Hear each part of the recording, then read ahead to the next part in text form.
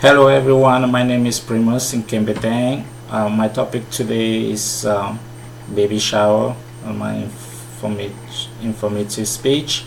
I'm going to be talking today about how to plan an event on a baby shower. I know baby shower probably must have been witnessed by so many of you, but I don't believe everybody has actually know what it takes in order to organize a baby shower, and we're going to be seeing that today on my slide today. Okay. In order to begin, I just want us to have an understanding of what the baby shower is all about. The clear definition that I might, really give out there is which is not quite specific or anything, but it's all about, you know, as you know, a baby shower is a party of gift giving or is ceremony that had different names in different cultures. It celebrates the delivery or the expected birth of a child or the transformation of a woman into a mother. So happy mothers to kudos to every mothers out there.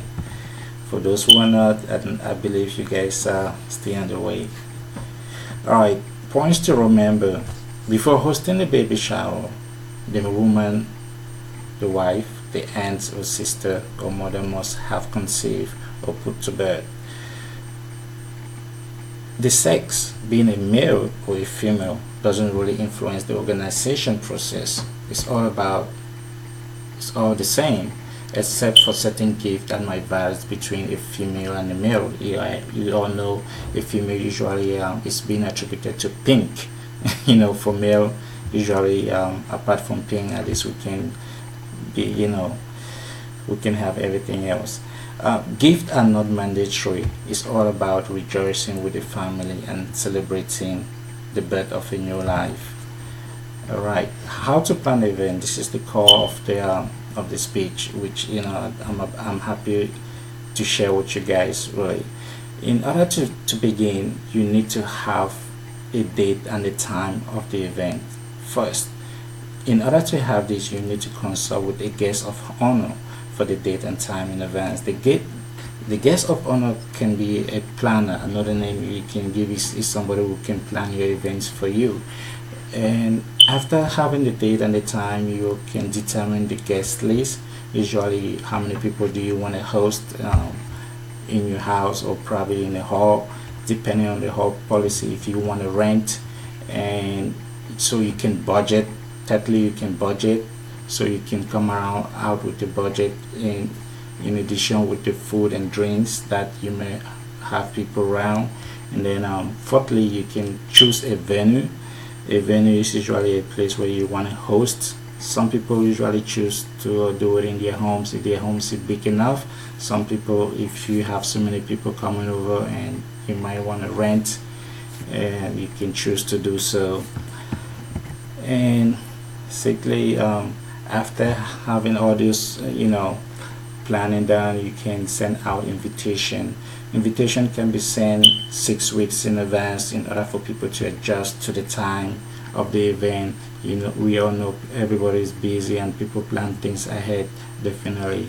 So invitation can be sent through text, mail or emails or other form of delivery you can make, or word of mouth or whatever, depending on your culture probably. So day after the invitation, you need to plan the menu and the decor. The decoration can be done a week prior and flowers a day before if the flowers can be bought perishable. Some people like to have fresh flowers, but if they are artificial, you can plan early for that, which is not a big deal. Some cultures want to have everything, natural. Most Africans, they put like fresh leaves around, just to have the environment looks fresh and more decent. The agenda come next, which most baby showers come with games, presentation of gift and opening, and they usually does this to commemorate the father, you know and things like that.